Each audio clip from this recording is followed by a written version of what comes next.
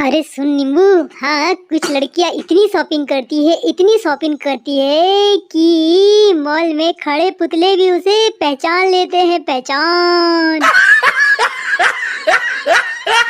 अब मेरी सुन शिमला, मेरी। हाँ, उस बंदे को कोई कामयाब होने से नहीं रोक सकता जो राख में से आग निकालकर बीड़ी जला ले।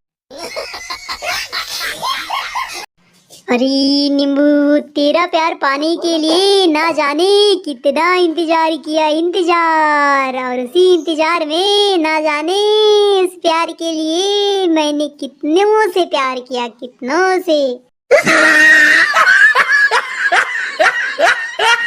अर्ज किया है।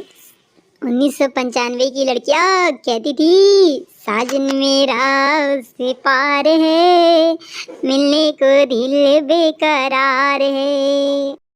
और अब 2022 की लड़कियां कहती है, साजन मेरा उससे पार है, जल्दी आ जाओ ले तो दूसरा तैयार है।